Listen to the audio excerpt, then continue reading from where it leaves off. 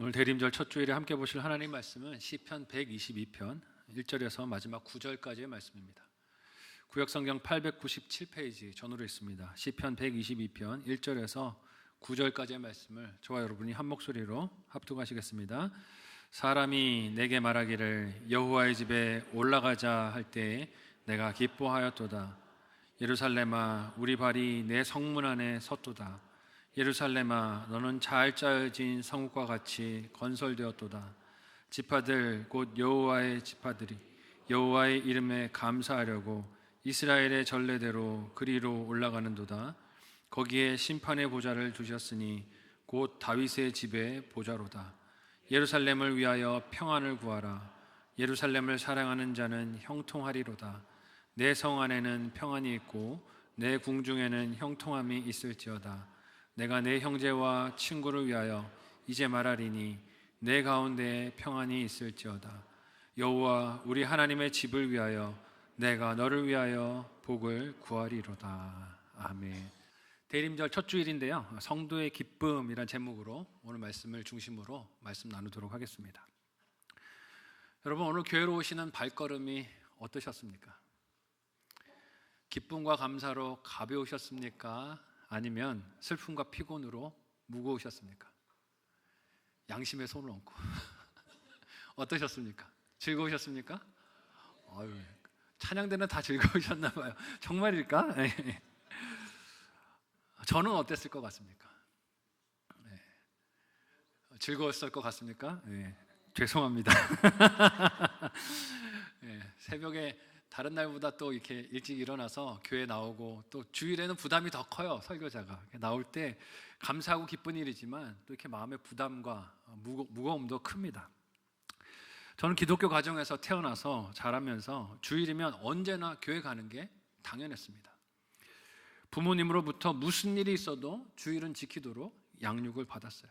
그래서 지난주 우리 당회에서 장로님들 얘기 나누면서 제가 지난주가 아니었군요, 한 2, 3주 전이었던 것 같은데 빵 터졌던 게, 아파도 교회 와서 아파서 죽든가 해야지 그러시는데 정말 웃음이 났던 게, 저희 집에서 들었던 얘기가 그랬던 것 같아요. 아파도 교회는 꼭 가야 되는 거예요, 무조건.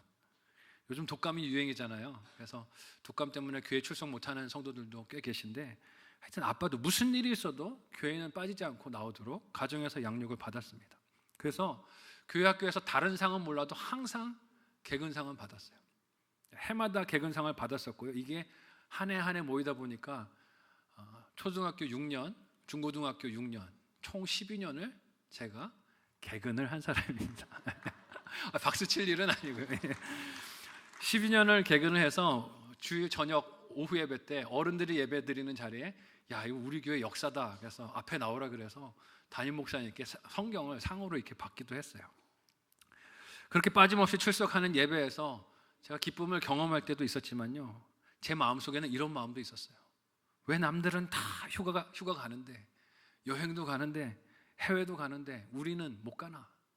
주일이면 맨날 교회를 가야 되나 생각하며 답답하기도 했습니다.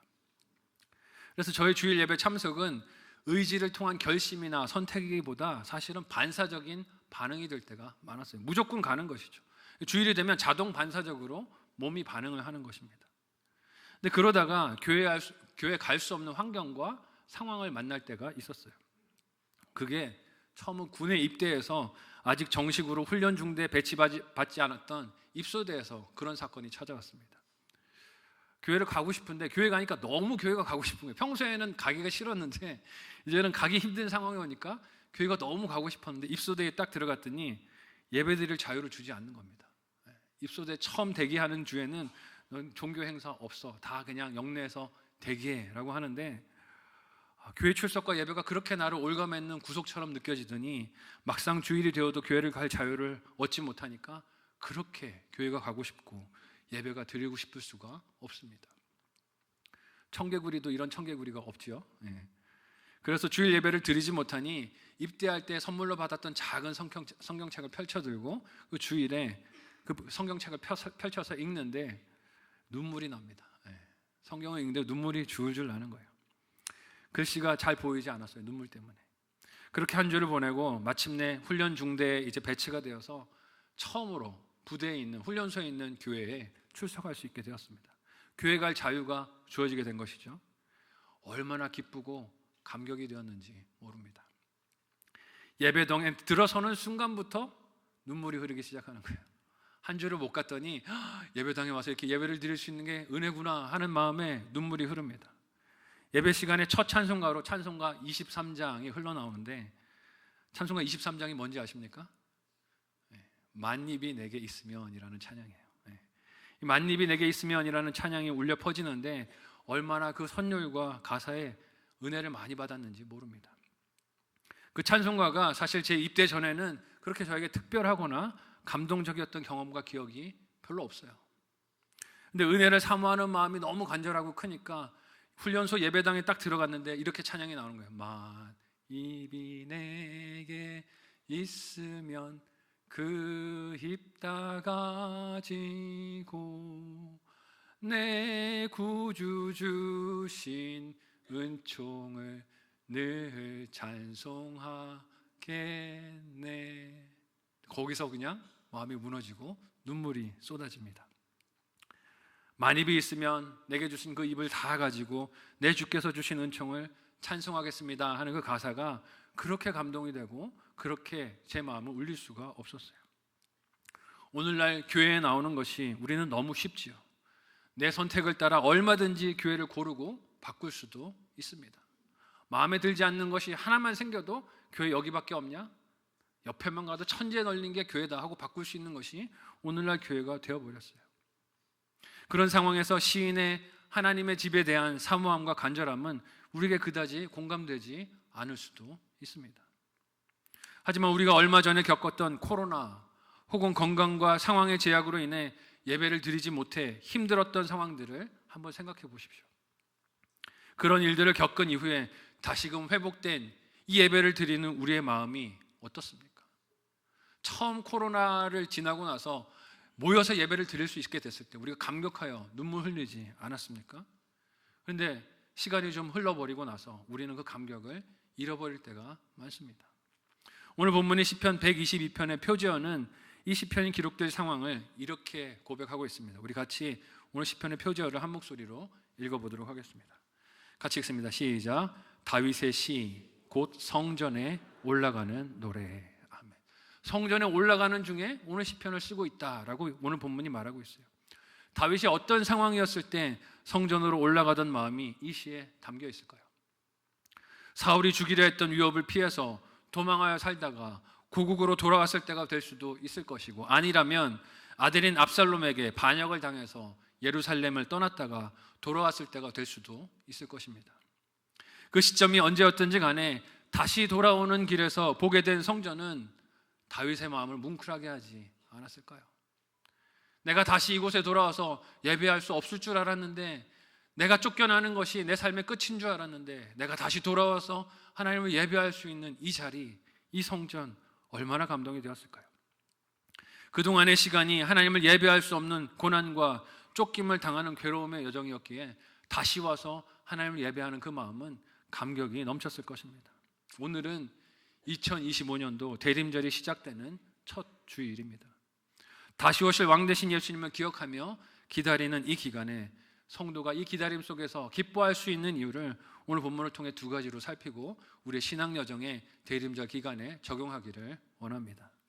첫 번째로 예배 공동체의 속함이 성도의 기쁨인 것을 오늘 본문이 우리에게 알려주세요. 함께 오늘 본문 1절을 함께 한 목소리로 읽어보도록 하겠습니다. 같이 읽습니다. 시작. 사람이 내게 말하여 여호와의 집에 올라가자 할 때에 내가 기뻐하였도다. 아멘. 성전에 올라가는 노래라는 표제어가 있는 오늘 시편은 시인에게 여호와의 집에 올라가자라고 말하는 초청하는 친구들의 말로 시작이 됩니다. 사람이라고 표현된 1절의 인물은 시인에게 여호와의 집에 함께 가자라고 초청하는 친구, 즉 지체들이라는 것을 알 수가 있어요. 그가 이렇게 시인에게 함께 여호와의 집으로 올라갑시다라고 권하는 이유가 무엇일까요? 그 이전까지는 같이 갈 수가 없었기 때문이죠. 그전에는 시인이 성에서 쫓겨나 올라갈 수 없었던 상황에 있었거나 혹은 예배드릴 그 성전 예루살렘이 무너져서 하나님을 예배할 수가 없었던 것입니다. 근데 시인을 초청한 친구가 이제 다시 하나님을 예배할 수 있게 되었으니 우리가 같이 가자라고 이 시인을 초청해 주는 거예요. 이에 시인은 자신이 하나님의 집에 올라갈 수 있게 된 것을 기뻐하고 감격합니다. 자신이 예배할 수 없었던 시간들 속에 무슨 일이 이 시인에게 있었을까요? 아들의 추격을 피해 도망을 다녀야 했던 비참함과 수치가 이 시인 다윗에게 있지 않았을까 생각해 봅니다. 혹은 그 아들 곁에서 자신을 향해 온갖 저주와 조롱의 말을 퍼붓는 그의 신하들, 아들에게 붙어있는 사람들의 언어폭력, 그것으로 인한 슬픔이 또 시인에게 있지 않았을까요? 사무엘하 16장 7절에서 8절 말씀은 그런 마음으로 다윗을 저주했던 시므이라는 사람의 말로 인한 공격이 등장합니다. 함께 우리 사무엘하 16장 7절에서 8절 말씀을 한 목소리로 읽어보도록 하겠습니다. 같이 읽습니다. 시작. 시므이가 저주하는 가운데 이와 같이 말하니라. 피를 흘린 자여, 사악한 자여, 가거라, 가거라. 사울의 족속의 모든 피를 여호와께서 내게로 돌리셨도다. 그를 이어서 내가 왕이 되었으나 여호와께서 나라를 내 아들 압살롬의 손에 넘기셨도다. 보라, 너를 피를 흘린 자임으로 화를 자초하였느니라 하는지라. 다윗이 쫓겨나가면서 시므이라는 사람에게 이런 말을 들었던 거예요. 그 심경이 어땠을까요? 시므이가 했던 이런 조롱과 저주에 다윗의 곁을 지키고 있었던 아비새라는 장군이 분노를 일으켰습니다. 그래서 자기의 칼을 뽑아서 이 시므이라는 사람의 목을 베어 죽이겠다, 그렇게 분통을 터뜨리며 다윗에게 자기의 마음을 이야기를 했어요. 그랬을 때 다윗이 뭐라고 말합니까? 도리어 아비새를 만류하면서 자신이 겪는 이 모든 수치와 조롱은 누가 갚아주실 것이라고 이야기했을까요? 하나님이 갚아주실 것이다. 하나님이 판결하실 것이다. 그러니 너는 칼을 빼지 말고 하나님의 심판을 기대하고 우리의 갈 길을 가자라고 이야기를 했어요. 그런 다윗의 형편과 역사를 오늘 본문의 시인의 입장에서 비추어 보면 어떻습니까? 다시 하나님을 예배하러 가자는 초청, 그 제안이 얼마나 감격스러웠을 것인지 우리는 가늠해 볼 수 있습니다. 그래서 2절은 시인이 예루살렘을 마치 사람을 대하여 부르듯이 그렇게 부르며 자신의 감격한 마음을 이렇게 표현해요. 함께 오늘 본문의 2절을 한 목소리로 읽어보겠습니다. 같이 읽습니다. 시작. 예루살렘아, 우리 발이 내 성문 안에 섰도다. 아멘.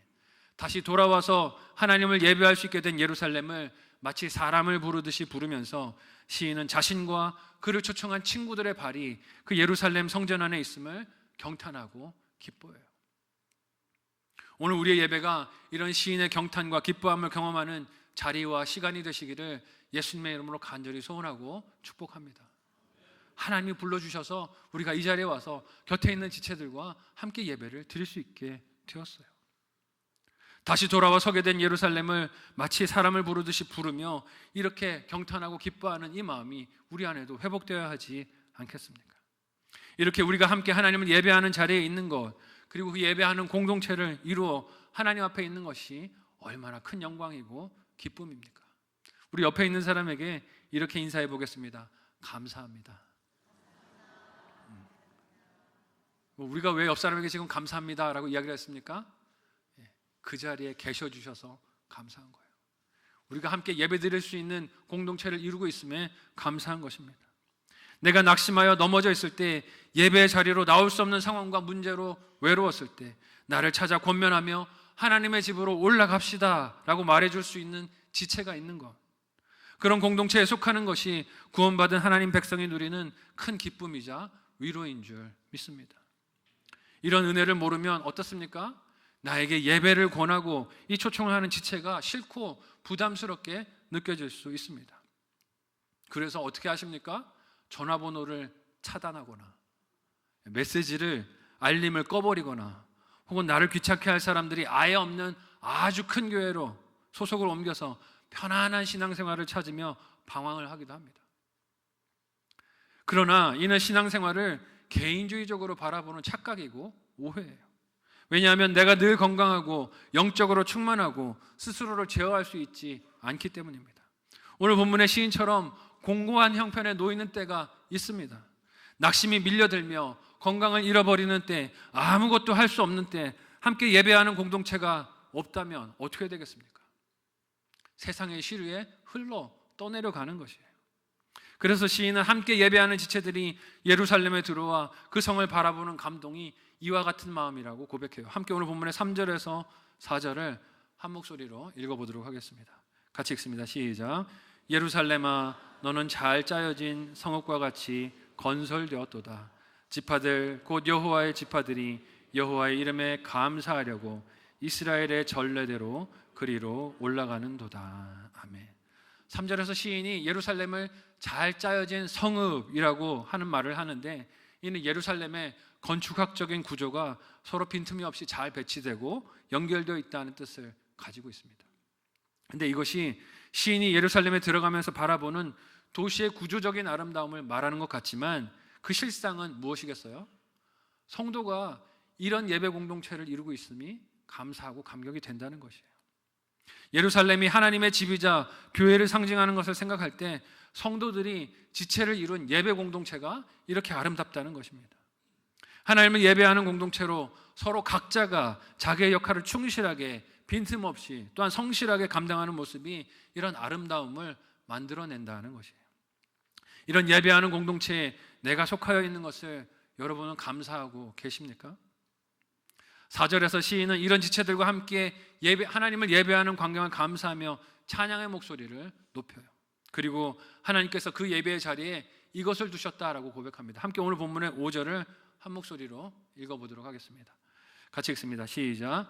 거기에 심판의 보좌를 두셨으니 곧 다윗의 집의 보좌로다. 아멘. 이렇게 함께 예배드리는 공동체와 더불어 하나님의 집에 시인이 올라갔을 때 본 것이 무엇입니까? 하나님의 심판의 보좌를 만났다라고 해요. 보통 심판이라는 말을 들으면 우리는 내가 잘못한 일과 죄에 대한 책망이 떠올라 두려움이 먼저 생길 것입니다. 하지만 신실하게 말씀을 따라 살았던 사람에게 공정한 심판은 무엇을 뜻할까요? 위로이자 승리가 아니겠습니까? 거짓과 속임수로 인해 자신이 겪은 고난과 핍박이 믿음의 싸움이었던 것이 드러나고 하나님께서 자신을 치던 원수의 눈앞에서 자신의 머리에 승리의 면류관을 씌워주는 곳이 그 하나님의 심판의 보좌가 될 것이기 때문입니다. 이런 자리에 함께 예배하는 공동체의 일원이 되는 것은 세상이 줄 수 없는 기쁨이자 감격입니다. 이 예배를 매주 드리며 경험하는 저와 여러분들이 되실 수 있기를 예수님의 이름으로 간절히 소원하고 축복합니다. 우리의 예배가 이 하나님의 은혜의 보좌 앞에 날마다 나오는 것임을 잊지 말아야 해요. 예수님께서 다시 오실 재림의 날을 기다리는 우리에게 예배하는 공동체에 속하게 된 것처럼 감사하고 기뻐할 일이 어디에 있겠습니까? 때로는 내 뜻과 내 생각에 맞지 않는 사람이나 상황이 있어서 불편함과 언짢음이 생길 수도 있지만, 그럼에도 나에게 하나님의 집에 올라가자고 권면하며 함께 예배할 수 있는 공동체가 있는 것은 우리가 이 땅에서 마땅히 기뻐할 수 있는 충분한 이유가 되는 줄로 믿습니다. 한번 생각하고 적용해 보시기를 바랍니다. 첫 번째 묵상 적용 질문을 드립니다. 첫 번째 적용 질문은요, 내가 넘어졌을 때 예배 공동체로 이끌어준 지체가 있습니까? 있으실 거예요. 누구인지 생각해 보세요. 그리고 내가 권할 사람은 누구입니까? 생각해 보시고 권면해 보는 이 한 주가 되셨으면 좋겠습니다. 두 번째로 예배 공동체로 초청할 수 있는 사명이 또한 성도에게 기쁨이라는 것을 우리는 생각해야 돼요. 다시 볼 수 없었던 예루살렘, 다시 예배 드릴 수 없을 줄 알았던 자신의 형편이 바뀌어서 지체들과 함께 예루살렘에 올라간 오늘 본문의 시인은 감격하면서 기뻐합니다. 그리고 그렇게 하나님 앞에 서게 된 감격 가운데에서 무엇을 고백하며 선포합니까? 함께 오늘 본문 6절을 한 목소리로 읽어보겠습니다. 같이 읽습니다. 시작. 예루살렘을 위하여 평안을 구하라. 예루살렘을 사랑하는 자는 형통하리로다. 아멘. 잃어버렸던 예배의 자리였어요. 하나님을 찬양하고 경배할 수 있는 시간을 잃어버렸던 시인이었습니다. 그 속에 함께 있을 수 있는 지체들의 소중함을 이제 다시 시인이 깨닫게 된 거예요. 이런 시인은 예루살렘을 위하여 평안을 구하며 자신과 함께하는 지체들에게도 함께 예루살렘의 평안을 위하여 기도하고 구합시다 라고 권면합니다. 왜 오늘 본문의 시인은 예루살렘을 위한 평안을 구할까요? 생각해 보십시오. 자신이 하나님을 예배드릴 수 없었을 때 형편이 어땠습니까? 비참하고 곤고했습니다. 원수가 도망하는 자신을 보면서 모욕과 조롱, 자신이 믿는 하나님을 향해 빈정거리는 말로 그 마음을 다 속을 헤집어 놓았어요. 하나님 앞에 나와서 예배할 수 없었던 그의 삶은 허무함과 두려움이 가득했습니다. 그런데 자신을 초청해 준 지체들과 함께 다시 예배하는 자리에 있을 수 있게 된 것에 그가 무엇을 깨닫습니까? 내 삶의 기쁨과 평안은 오직 하나님을 예배하고 하나님을 대면하는 자리에서 오는 것이구나 하는 것을 깨닫게 된 거예요. 그러니 자신과 함께 예배하는 지체들에게 예루살렘을 위한 평안을 구하자고 권면합니다. 또한 그 예루살렘을 사랑하는 자의 형통을 믿음으로 선언해요. 오늘날의 이 말씀이 무슨 의미를 우리에게 띠겠습니까? 교회의 평안을 위하여 기도하라는 하나님의 초청이자 우리 사명에 대한 말씀이 아니겠습니까? 교회의 평안을 위하여 기도하는 저와 여러분이 되시기를 부탁드립니다. 교회의 평안을 위해서 기도해야 돼요. 이유가 무엇입니까? 이는 남을 위한 것이 아니라 누구를 위한 것이에요? 나를 위한 것이에요. 내 영혼을 위한 것이에요. 하나님, 우리 교회에 평안을 주옵소서. 우리 교회가 혼란스럽지 않고 하나님 말씀으로 늘 평안하게 하여 주옵소서. 말씀을 따라 사명을 감당하게 도와주옵소서. 기도하는 우리가 되어야 할 줄로 믿습니다. 내가 하나님을 예배하는 공동체 가운데서 누릴 복과 기쁨이 속하 있는 교회 공동체의 평안을 통하여 주어지기 때문에 교회 평안을 위해서 우리는 기도해야 해요. 이를 우리가 지난 코로나 기간에 예배 드리는 기회를 잃었던 슬픔 가운데 경험하지 않았습니까?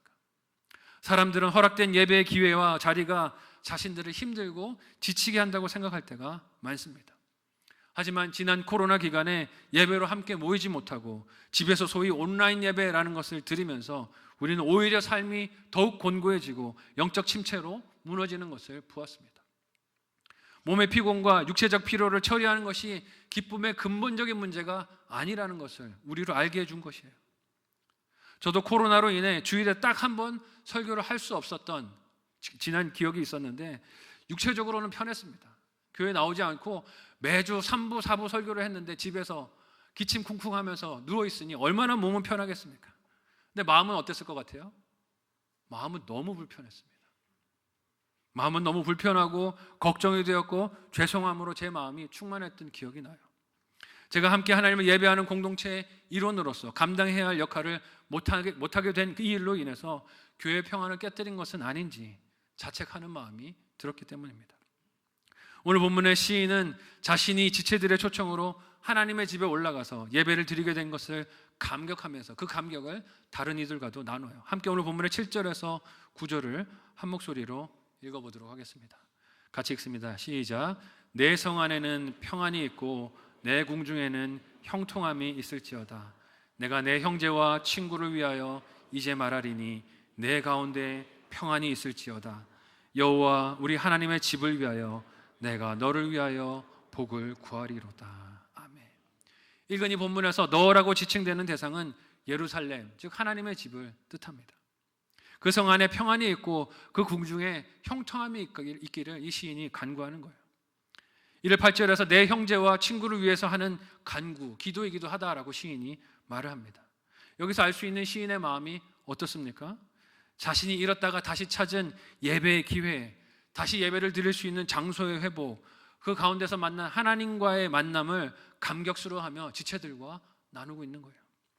이 감격을 모르는 자들이 시인의 눈에 보인다면 얼마나 그 모습이 안타까울까요? 나는 은혜를 받고 있는데 이 은혜를 못 받고 있는 옆에 지체들을 보면 얼마나 마음이 애가 타겠습니까? 이런 안타까운 마음을 볼 수 있는 것이 예루살렘을 보시며 눈물을 흘리셨던 예수님의 눈물이 아니겠습니까? 누가복음 19장 41절에서 44절까지의 말씀을 우리 같이 한 목소리로 읽어보도록 하겠습니다. 같이 읽습니다. 시작.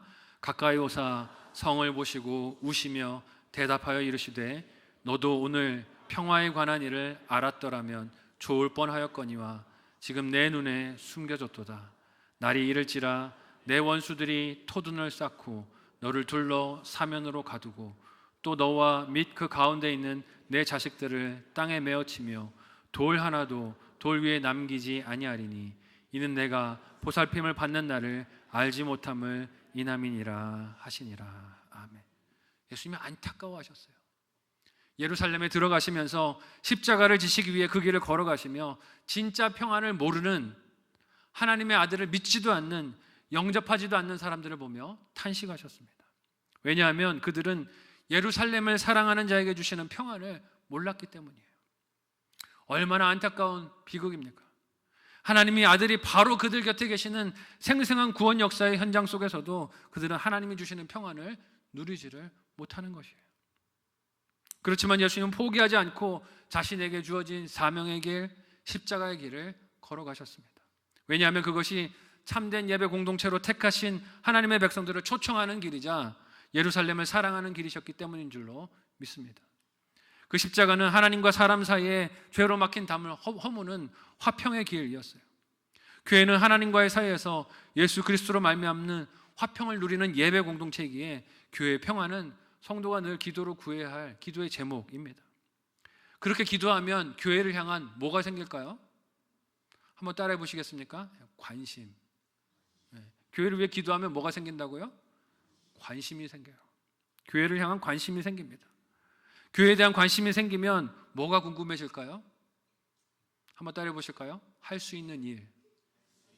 할 수 있는 일이 궁금해져요. 교회를 사랑하기 때문에 내가 이 교회 가운데서 할 수 있는 일이 뭘까를 궁금하게 여기고 찾게 되어 있습니다. 그 관심은 내가 할 수 있는 역할과 일로 섬기고 싶은 봉사로 이어질 수밖에 없어요. 그래서 봉사도 중요한 줄 믿으시기 바랍니다. 봉사도 중요해요. 해야 합니다. 그 일과 역할들을 통해서 교회를 사랑하고 교회의 평안을 구하는 기도로 신앙이 이어지기 때문입니다. 선순환이 일어나는 거예요. 그래서 이런 봉사의 자리로 초청하는 권면도 사랑의 음성으로 들으실 수 있는 저와 여러분이 되셨으면 좋겠어요. 좀 해석의 귀가 열리셨으면 좋겠어요. 전도사님들이 혹은 목자들이 이렇게 한번 섬깁시다라고 얘기할 때 왜 잔소리하는 거야? 이렇게 듣지 말고 사랑해서 교회를 섬기자고 기회를 주는구나로 들으셨으면 좋겠어요. 또한 예수님의 십자가는 사람과 사람 사이에 막혀있던 관계의 담과 갈등을 허무는 화평의 길도 됩니다.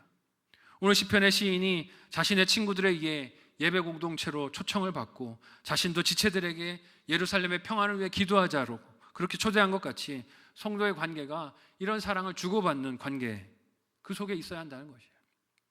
이런 예수 그리스도 안에서의 진실한 화평, 사랑이 교회 속에 있다면 어떻게 했습니까? 예배를 오기 위해 몇 시간이 걸려도 기쁨과 감격이 그 속에 넘치는 거예요.